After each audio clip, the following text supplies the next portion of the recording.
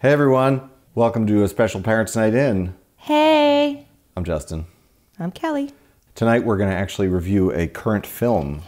Parents' Night In, boozy, newsy movie reviewsies. We watched the new Wonder Woman 1984, or as it's known colloquially, WW84. What did you think of Wonder Woman 1984? I have some mixed feelings that I haven't quite reconciled yet. There were some great parts about it, and there are some things I really like, and I love Gal Gadot, so she's amazing, and I could watch her all day. So no complaints there. I thought Kristen Wiig was great, but I had some problems with some of the schmaltziness of it, and I had a lot of problems with the CG. And I'm not a CG picker-aparter, as a rule. Ironically, I usually am. I know. That. I know this about you. I didn't mind the CG being kind of cheesy in this. I just thought it was so cheesy. Like, it pulled me out. It distracted me. Overall, I liked it. I don't want to say more than I thought I would. I probably liked it about as much as I thought I would, based on the fact that I enjoyed the first one and the fact that I don't expect much from these DCEU movies because most of them are terrible.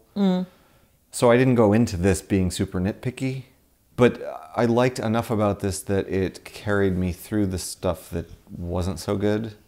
And even the stuff that wasn't so good, like the CG and the schmaltziness, I felt like they came across to me as conscious choices because of the time period that the movie takes place in. It almost felt in a lot of ways like a superhero movie from 1984. Yeah, I see that a little bit. I think I see...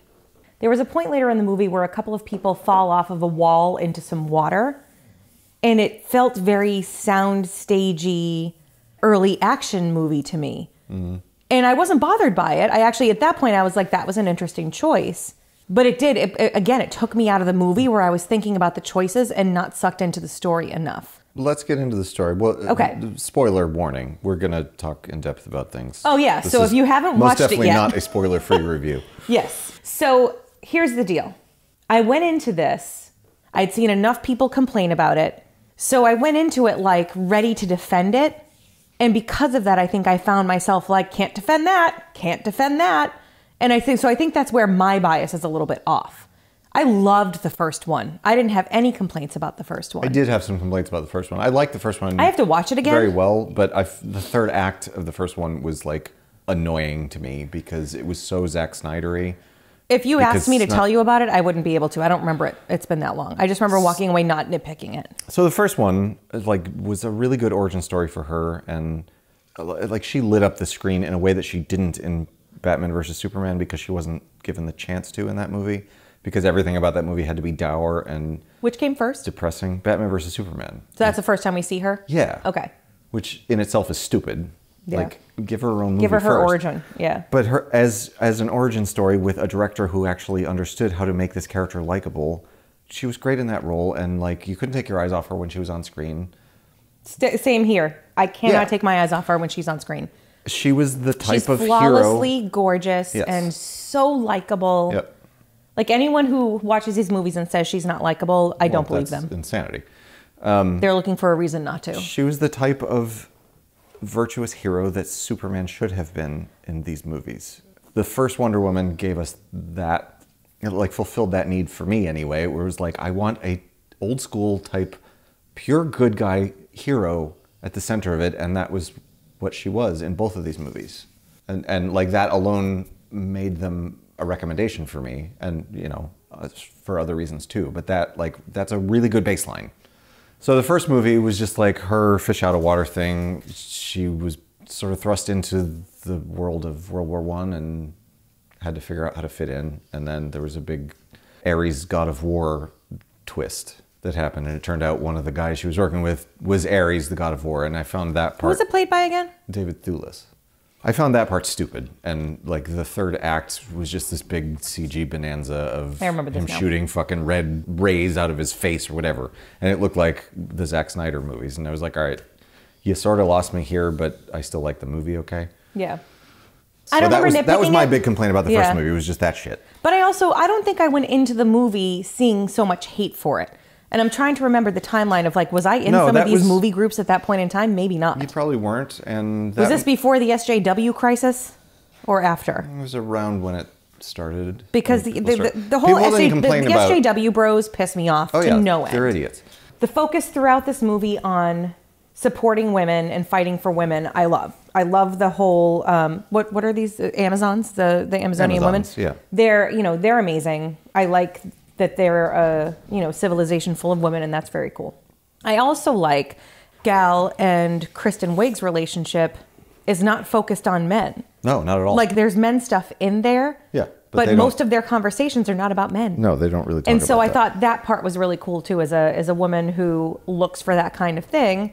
I was happy to see that, like, yes, there were love stories in this movie, and we'll get into some of those themes, but they didn't overpower it, and it wasn't the only relationships that they looked at. Right. My big gripe with this movie was the heavy focus on the truth will set you free. The truth, the truth, the truth, the truth, the truth. Great message. Yeah. Little heavy-handed. It was ham-fisted. What was the word that they used? I relinquished my wish. I renounce my wish. I renounce my wish got wicked cheesy. Like, if it was that simple the whole time to be like, I renounce my wish. Oh, finger snap, it's gone. She said, I renounce my wish, and all of her cuts healed, and she was fine.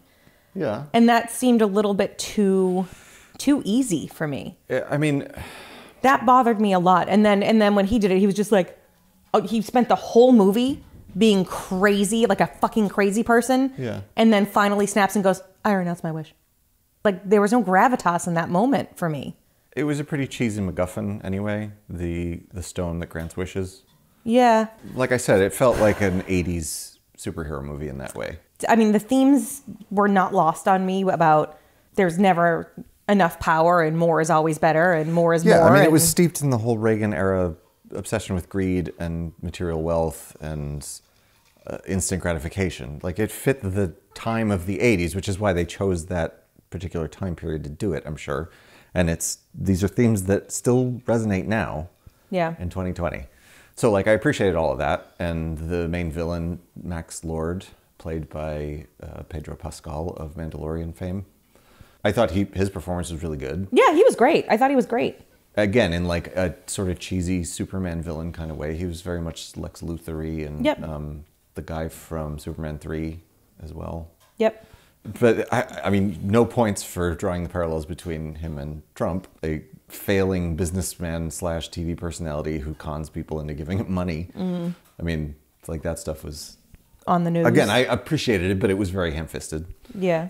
So, like, I liked all of those elements for what they were, in spite of the fact that they were done in such a kind of cartoonish way. If I take this as what you're describing it as, and it's like, hey folks, this is a romp to remind us of what superhero movies were like in the 80s. That's what it felt like to me. Yeah, then most of my nitpicks kind of go away because it's like that's what they were evocative of. I think that's why I'm more forgiving of it than a lot of people, because it felt like all that stuff was done on purpose to make it feel like a movie of that period. Well, and you like lived and breathed that in the 80s. Like, that was your world. Back then we didn't get movies. Not movies, but Wonder Woman TV and Hulk on TV and the Superman movies. Like, we lived and breathed that in the 80s. And in a time where so many superhero movies are, I mean, at worst, dour like Batman versus Superman, and at their lightest, still pretty fucking intense, like, say, Captain America, Winter Soldier. This felt like sort of a more lighthearted, escapist piece of fluff.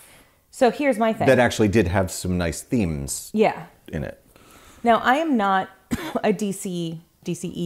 I'm not They're calling it DCEU. YE? Expanded? Extended. Okay. Universe. I am not a DCEU movie watcher. I will admit that the only one that I have seen is the very, very first Henry Cavill Superman. Which was awful. And it's so, like, depressed and made me miserable because I grew up on the 80s Superman movies. I think we talk about this when we do Superman. I just got turned off from that point, and I was like, no, it's really no point in me watching any more of these. And you're really not missing anything other than the Wonder Woman films. Correct. Because Batman versus Superman is the same way. I lied. And the first Wonder Woman. Right. So this is the third of the DCEU movies that I've seen. Yeah. But Justin has seen them all. I haven't seen them all. Justin has seen more of them than me. And he has a very famous hate for Batman versus Superman. And I've heard so much about the whole Martha, why did you say that name thing? And I got to tell you that when what's his name first shows up and says to her, do you have the time, or something about the time? There's not enough time. I don't have all the time. She turned around and said, why'd you say that to me? And I was like, really? When Steve, reincarnated Steve shows up? But he said something like, I don't have a lot of time. Yeah, and she turned, it stops her in her tracks. And she goes, why did you say that to me? And it felt very much like that moment where it was like, that was her response. Like, I don't know. That was weird to me. But then I kind of let that go. I loved Steve actually in this movie a lot. I thought he did a great job. In the first one too. Yeah, Chris Pine was great in this. I love him as the fish out of water. Yep. Like he was. It was fun to see him living in the 80s. Role reversal, because in the first one she's the fish out of water. Yeah. And he's kind of trying to acclimate her to that, and then in this one they flip roles. But he's such a great wide-eyed innocent. Yes. Like he did a great job in that. So it was really fun when he was on screen, and I loved everything that they did with him. Even the silly trying on clothes thing was cheesy, but it was cute. I thought he did it really well. They have really good chemistry together. They have great chemistry. And I'll say it 100 times throughout this discussion. She's just so effortlessly gorgeous and so natural. Yeah. And I don't know, I want to be her on screen in my real life. How does she do it? There's a confidence and a comfort and a strength that she brings to every But in a very innocent scene kind of way. Yeah. When she walks into a room, she commands the room, but not in look at me, everybody. Yeah, she's definitely not it's that. It's just I don't know how I do this. I just do this. I'm sorry. Who's the look at me, everybody? If you had to compare it to a look at me, here I am.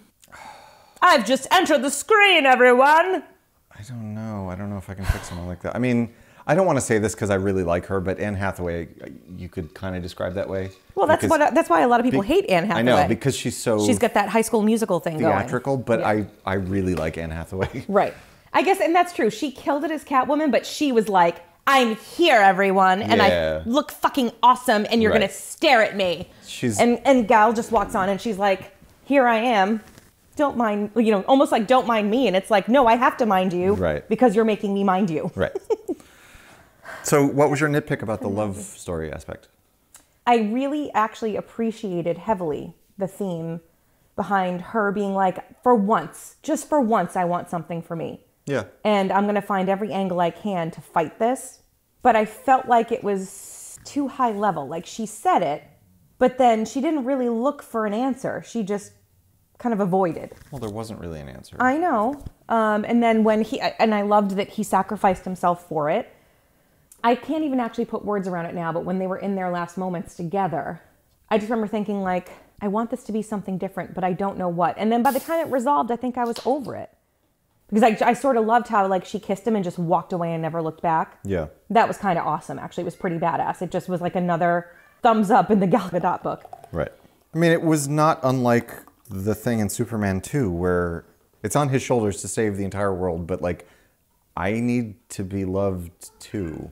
Right. So I'm going to try this thing. I'll do everything for everybody. But I just need this one thing. Yeah. And then the difference is, why can't I have it? In that he gives all of it up to be with Lois. Well, this is very similar. She basically gives it all up to be with him. Not knowingly. Not knowingly, exactly. But when she starts to realize it, it's do I want to let this go? I think maybe I do. Right, but then ultimately she chooses the right path. And mostly because she sees the millions of people around her that are suffering for it. The world needs me. And she takes the leadership to be like, all right, I'll renounce mine. Right. If I know that I can get people to follow me. There were also some interesting parallels, I thought, with Batman Returns, the one with Michelle Pfeiffer and Danny DeVito. There's the mousy... I've never watched that whole movie. It's pretty bad. But there's the mousy woman who is super shy, can't talk to anyone, who eventually becomes this sexy cat-themed supervillain. Yeah. And then there's the industrialist who spends the entire movie just accumulating power and ends up being kind of the main villain. Yeah. Which is what Christopher Walken's character does in So you're basically saying that Kristen Wiig is the Michelle Pfeiffer. Michelle Pfeiffer, yeah. She was great. I liked her. In this. Yeah, she was... When I first heard she was cast, I was like, that seems weird. She's going to be a comic book villain? That's strange. But I know why they cast her, because she has the range to pull off the super awkward, nerdy type, which is what she specializes in most of her movies, and SNL. And then morphs into this sexy, ass-kicking villain. Right. Which, you know, you don't see her in a lot of sexy roles. You don't. But she has the range to pull it off, and I thought she did that pretty well here. She looked kick-ass. In all of the scenes that she needed to look kick-ass, she looked so good. Yes, she did. Makeup and costuming was fantastic for her. Yep, and hairstyling. Yeah, like the whole thing worked really, really well. Yeah. Apparently someone reviewed this movie and said because of her need to be hot, it set back the female superhero genre decades. I was like... Whose need to be hot? Kristen Wiig? Yeah. It's like, number one, Disagree. she's the villain, or one of them, ultimately. Right. Number two, in the end, she realizes that she was wrong to want this stuff at the expense of everything else. And number three, they show her beating the shit out of this guy who tries to rape her. So, like, clearly it's not all about her being hot. Like, right. And she didn't her final wish is like, I don't want to be like anyone. I just want to be a super predator. Right.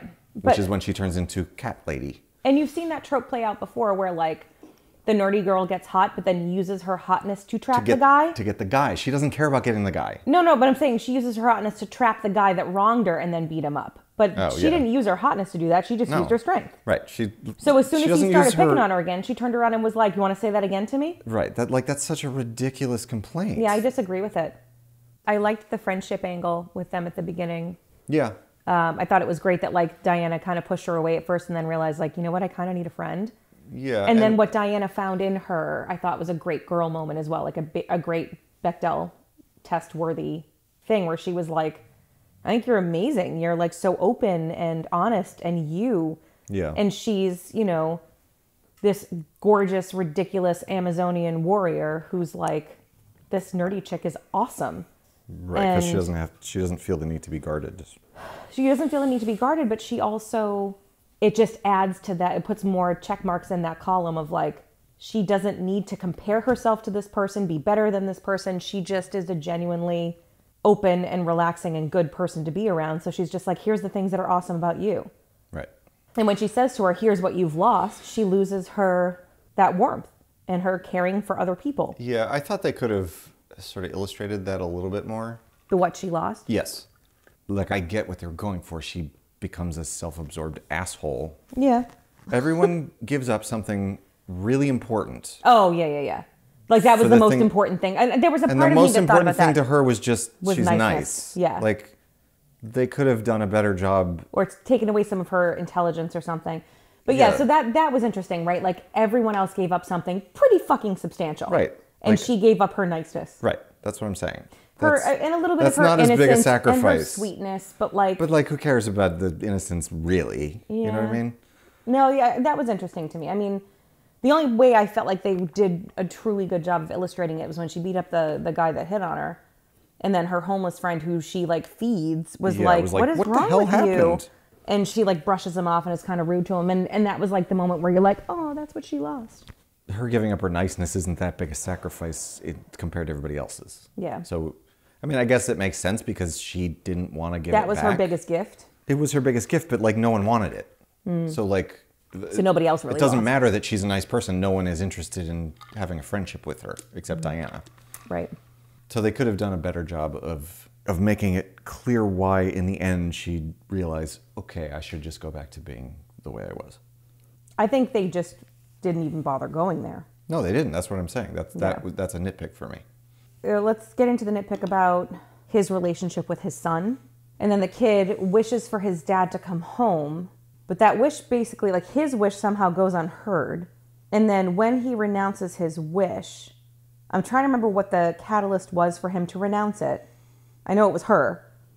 But then after he renounces it and he goes home to his son says, oh, I wish for you to come home. I'm so glad you came home. And he was like, I didn't come home because you wished for it. Well, yeah, I came home because of something else. No, he says, I didn't come home because you wished for it. I came home because I genuinely wanted to be with you again. Because I love you. Because you're my son. Like, he was trying to say... You don't have to wish for my love. You don't have to wish for it. I came home because I wanted to. It was an unselfish... well, not unselfish, but like... But I feel like when the son wished for him to come home, that should have snapped it. Like, that. Like, I was like, oh, this will be really interesting because the son's wish is what's going to stop this whole fucking chaos. Well, the son already wished earlier, though, when they had that scene together, and the son wished for him to be great.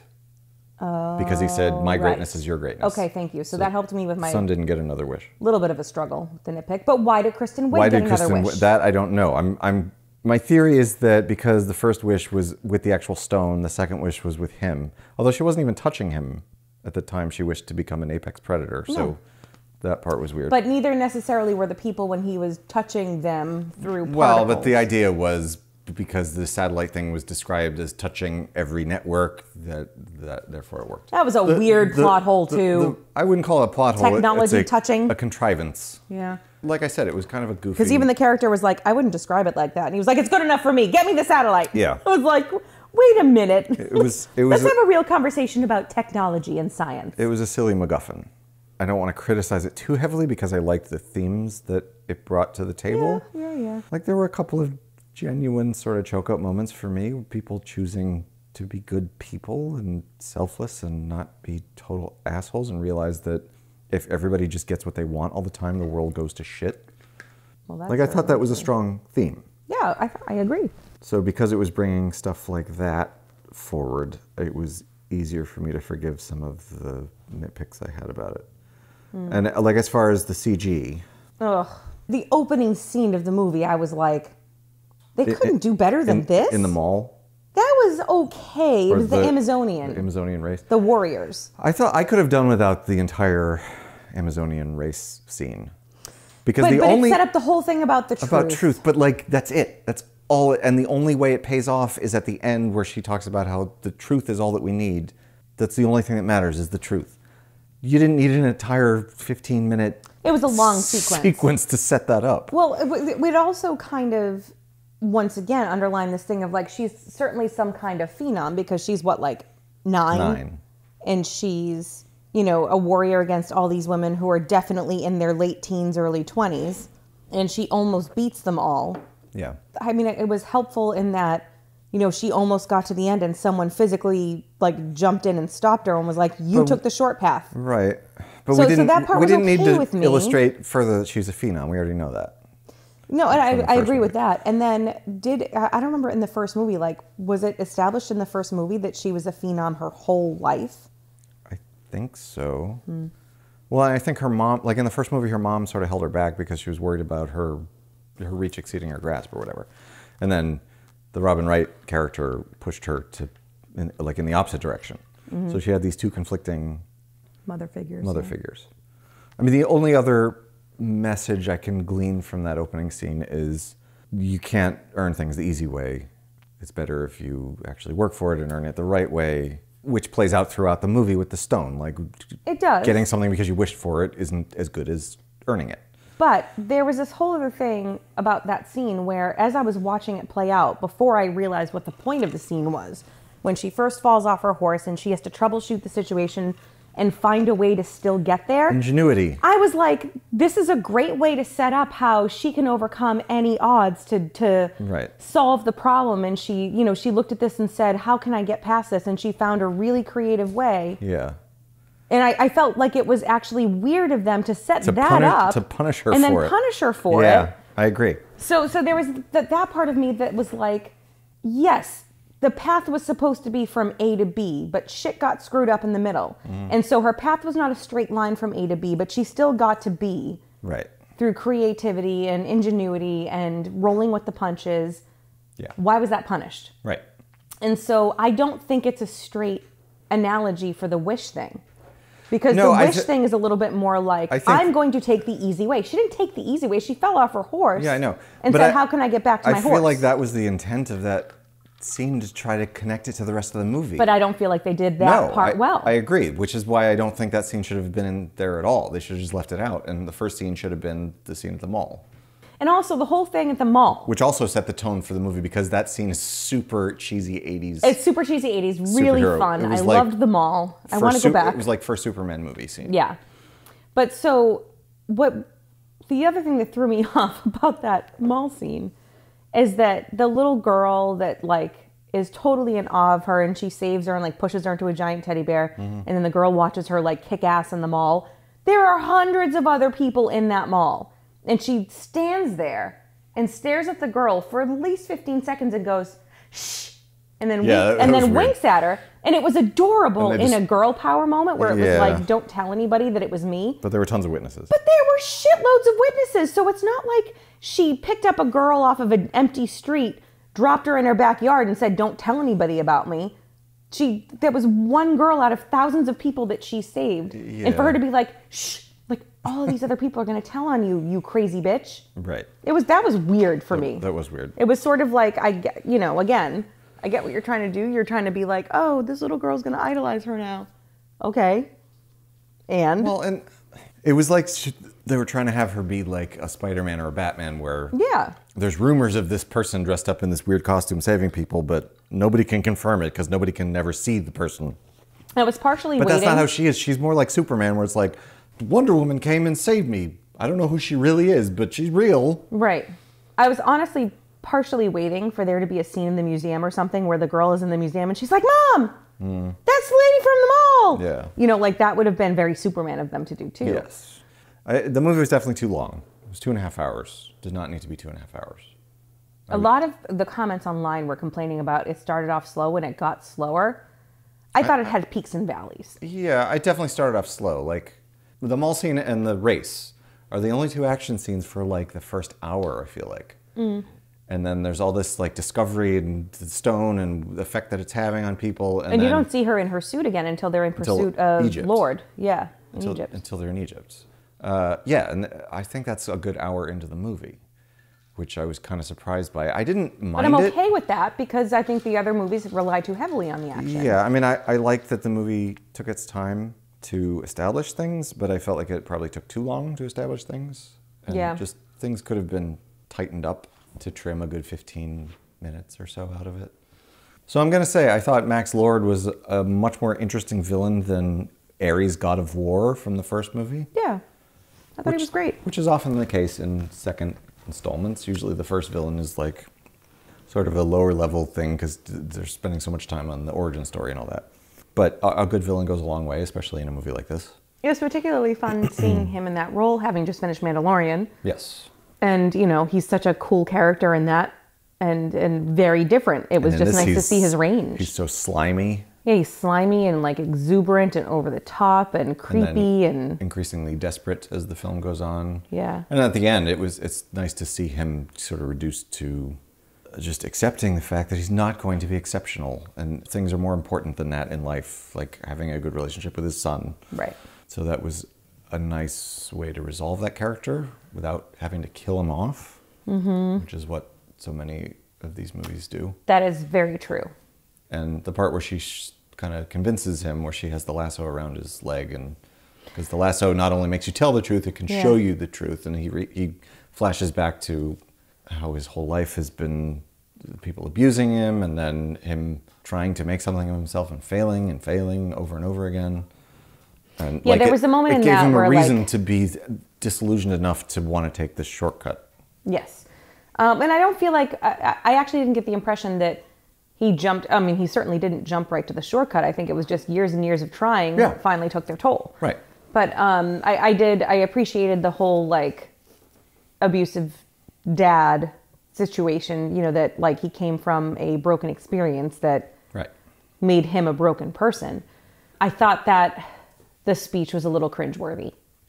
Which speech? Her speech? Yeah. As I'm watching the speech, I'm like, oh, ooh. Like, there were some embarrassing, cringy moments. And I think it was like... I didn't find it cringy. I don't know, the whole, like, you can save the day. It's all you. That was a little bit much. I kind of want to, like, look up the transcript of what she says. She delivers it well. It's definitely heavy-handed. It was heavy-handed and almost, like, too on the nose for her character to do. It didn't feel effortless like the other things. It felt like she turned on this cheese factor that she didn't have to use anywhere else in her character. It went on too long, I thought, the speech. Yeah, it was like, okay, we get it. Yeah, and then eventually the guy is like, I'm not going to do any of that. And she's like, I'm not talking to you. I'm talking to everybody else. Right. Yeah, I mean, that could have been whittled down and simplified and made a little bit more, I don't want to say ambiguous, but I guess less specific. It could have been more about how taking shortcuts isn't the way to get what you want. Right. And when everybody takes shortcuts, then everybody loses, that kind of thing. which is clearly what's happening all around the world. Everyone's losing because the whole civilization's falling apart. Right. I thought there were too many like one-liners of like, it's up to you now to save the day, and all you have to do is renounce your wish and all of this goes away. And it was sort of like... It was a little bit Saturday morning cartoonish, where at the end of the episode there's like a lesson for the kids. Yes. I can see that parallel. So I will, you know, I guess in the grand scheme of it, right? I didn't hate the movie. I liked a lot of different parts about it. My biggest problems with it were the CG, which is like still egregiously bad to me, and it's frustrating. I think maybe just that speech. Those are like my two bigger problems. People are like trashing it relentlessly online, and I feel like that's way over the top. Like, but I think it's not a masterpiece by any means. No, but it bothers me that people wait with bated breath just to trash it because a woman is starring in it. Do you think that's a lot of it? Because I haven't seen that many comments about that aspect. I've just seen people saying, oh, it sucks. I mean, I don't feel like this is getting different treatment than Captain Marvel in that sense. Well, people like Gal Gadot more than they like Brie Larson. That was a big part of the reason people trashed Captain Marvel, is because, oh, Brie Larson said she wants to see more women film critics, therefore she hates men. So that kind of bullshit. That part's different. I'm not seeing the same kind of hate. Yeah. And I agree, the difference between like, and everyone was like, oh, Brie Larson doesn't smile, Brie Larson's wooden, yeah. Brie Larson blue. I guess I shouldn't say that. I guess I would say that like what I see a lot is the whole Marvel versus DC thing come to play. And it's like everyone, you know, all the Marvel bros want to trash DC, and all the DC bros want to trash Marvel. Yeah, I mean, there's been a lot of that. So I guess there's more of that happening. The DC fans were like blindly drooling over BVS when it came out and saying it was like a great work of art. And I was like, no. There's nothing art about it. It wants to be a great work of art. You can tell that that's what Zack Snyder thought he was doing when he was making that, is making a great piece of art, but it's not. Whereas this isn't trying to be a great piece of art at all. It's just trying to be fun, escapist, popcorn entertainment. And to me, it succeeded on that level in the same sort of innocent way that Superman 2 succeeded on that level. I'm not saying it's as good a movie for 2020 as Superman 2 was in 1981. Like, when that came out, Superman 2 was like, holy shit, that was incredible. It doesn't age well. Right. But I got the same kind of feeling watching this as I got watching that. So you've brought up Superman, and it reminds me of something else that I had a glaring problem with the movie that was CG related, but the running. Oh. She did some serious Superman running. Yeah, where it's like she's on a crane. Young Clark running. And her legs aren't even touching the ground. Yes. And so as we were watching the movie, I pointed it out during the movie. We didn't speak a lot during the movie, but I pointed that out because it just was like comical. And it was a shame because I really liked the scene where that happened. That was right after she renounced her wish and got her powers back. And it was awesome. Like the music by Hans Zimmer, who was awesome, was really stirring. Yes. Especially in scenes like that. And her face and her energy, and it was all awesome. So it was really well done, except for the running. And then they cut to this really bad crane running. Yeah. And so it reminded me of two things. And again, I wonder if that was on purpose, because there's no reason you can't make that look good. So that's what I was thinking. Like, after you said it, I'm like, maybe there was an homage to Superman, to young Clark running. And the reason I'm thinking that at this point is that, so then I said to Justin, you don't see that in the Marvel movies. And this isn't a DC versus Marvel thing. The Marvel stunts are done so well. Yeah. When someone lands, it looks like they're landing hard. If someone jumps off a building, they don't land on the ground like Superman is coming down from a flight. They land. Right. When they run, they're actually running. Like when you watch sort of behind the scenes footage, they are on treadmills with a green screen behind them, actually running. Well, like, and so yes, they speed it up a little bit, but it's natural running. For example, in The Winter Soldier, at the beginning, when Falcon is running around the whole, I don't know what complex or whatever, the body of water is called, and Steve Rogers is like, on your left, and he's running super fast, but it looks 100% real. Right. Like he's actually running 30 miles an hour. Right. And I'm not even sure how they achieve that effect. If they shoot him separately and just speed up the footage and then superimpose it over the Falcon running. But yeah, it's no comparison. No comparison. So, and because I brought that up, Justin, felt the hankering to watch Winter Soldier again, because it's like his favorite. Well, it was also favorite of the MCU. It took place in Washington D.C. and made me think of that. So as we were... And Jesus Christ, that movie still holds up. It's still so good. It's fucking amazing. So as we're watching that, I'm like, see? Look how good that was. See? Look how natural that was. But that's the point of why it was so frustrating for me in Wonder Woman, in WW84. It just took me out of it. Yeah. And I feel like you lose the heaviness of the moment when the CG is too... cheesy. Yeah. So even if it was a conscious choice, that's fine. I know you're trying to take the heavy out of it. Maybe it was the wrong But you move for that kind of moment. need, you need heavy sometimes. You need the heavy to balance out the light. Of course. And what the early DC EU movies didn't get is that you also need light to balance out the heavy. True. It was nothing but heavy. True. This is almost like too much in the other direction. The pendulum swung too far. Yeah. When she pulls Kristen Wiig out of the water after she shock drowns her, when she flies out of the water with her, when they land, it looks like she's like a feather. Yeah. And it's like, okay, she's super strong. Yes, that's great. But she's carrying a woman and she's landing from after a very tough fight. Yeah. And she lands like a ballerina who's just been lifted up by a very strong man. And so to me, like those moments are like, no, she should be a little bit exhausted and like almost heartbroken because she had to do this to her friend. Right. So that physically should be weighing on her too. And instead she landed like, are you so pretty and light? So those, I don't think I could ever stop nitpicking the CG in this movie. It just makes me so mad. And again, I normally don't care. Like Justin will pick on CG and stuff and I'm like, I don't even notice it. It's fine. We watched something recently that you had a problem with and I was like, I didn't even pick up on it. What was it? Because we have the huge TV now. Was it Mando when Luke Skywalker shows up? No. Because that looked horrible. It did. I love The Mandalorian. I loved that episode, but that CG Luke face was embarrassingly terrible, like a video game from 15 years ago. Like, what the fuck are you doing? So, what would you give Wonder Woman 84 out of 4 stars? We're using a 4-star scale. We're not doing balonies? No balonies. Okay. Mostly because that's confusing. And I don't know how to equate it to stars for the lay folk. I feel like giving it less than 3 stars would be wrong. But the whole star it's missing is all CG. I don't know. But 3 seems high too. I'm in between a 2.5 and a 3. That's exactly where I am too. Like I don't want to give it a 2.5 because I feel like it had a lot to offer, but it had a lot of drawbacks. So like Roger Ebert's star scale, whenever he would rate something, basically his cutoff for recommendation versus non-recommendation was 2.5 or lower is non-recommendation. 2.5 is usually like, I'm sort of on the fence. I want to recommend it. See it, you make you choose for yourself. But I can't really recommend it. But 3 and up is a recommendation. I feel like I would recommend it, not as like, don't expect this to be anything amazing. Just expect it to be a fun comic book movie that's a throwback to old comic book movies. Or for me, it's like if you want to see a great women-led cast. Yeah. I do want to make one other analogy as we're talking about this, and maybe this will play in the rating scale as well. If I think about the Marvel world, there's like Thor, the first one, and then there's Ragnarok.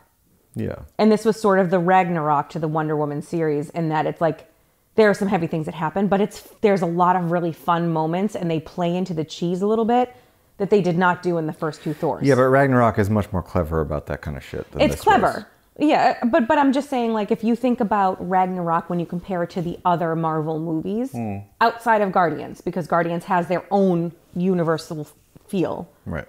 I feel like Ragnarok was the WW84 of that world. Yeah, I mean, Ragnarok was like a almost reimagining of Thor because the first 2 were not considered very good. They were pretty dark. They were just dour. Right. But like the whole Jeff Goldblum-y Ragnarok made Thor fun. Yeah, and it was bright and fun and goofy, and they had a lot of interesting things to look at, whereas the other movies did not. And I feel like that also made Thor more light. Yeah. I would like to see the Marvel team tackle a Wonder Woman movie because I feel like they would make a really great one. Because they're just better at this shit. Objectively speaking, the MCU team is better at making these movies than the DC team is.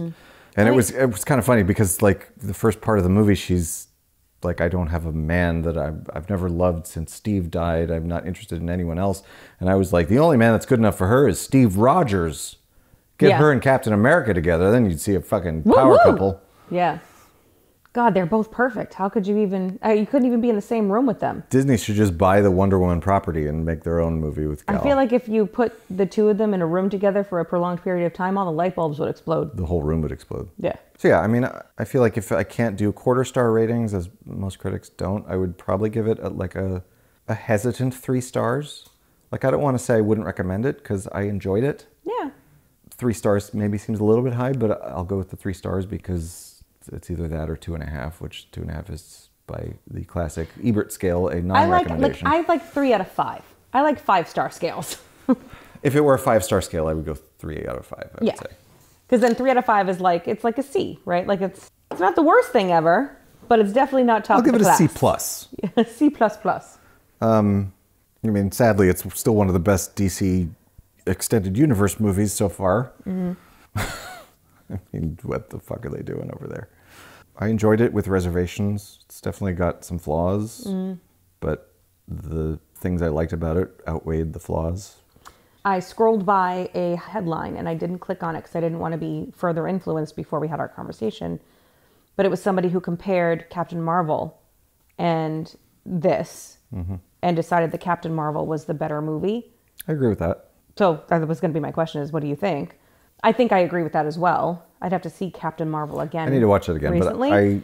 But I didn't have many really reservations about recommending that movie at all. Yeah, I really liked it. It wasn't like... I did not get the hate for that. No. Well, the hate about, as I said, was mostly based on the fact that people were pissed at Brie Larson over something stupid. Yeah, I mean, that wasn't like one of the greatest MCU movies, but it was a very enjoyable movie. Yeah. So that was very enjoyable. This was pretty enjoyable. That's how I'd rank those. It's a very strong scale you've got there. Uh-huh. What's the other sides of that? There's pretty enjoyable, very enjoyable. Holy fucking shit, that movie's awesome. Like Winter Soldier. Okay, and then what's the bottom? Bottom is This Is Man of Steel bad. That's a good Likert scale. I'm gonna... When I do training classes from now on at work, I'll ask people, was this Man of Steel bad or was it super fucking awesome, recommendable? Man of Steel made me want to jump into traffic. Is that the one that I saw? Yeah. Yeah. So my grandfather, we've talked about my grandfather and his love for Superman. I believe that's one of the last movies he ever saw in a theater, if I think back. Like, I don't know how many more he went to after that. I could see that ruining people for going to the theater. So he loved Superman so much, so one of my younger cousins took him to see it. And he was like... What the fuck is this? You know, in his Superman whole accent. Like, Jesus, that was such a loud movie. Why was it so loud? It was like all banging and shit.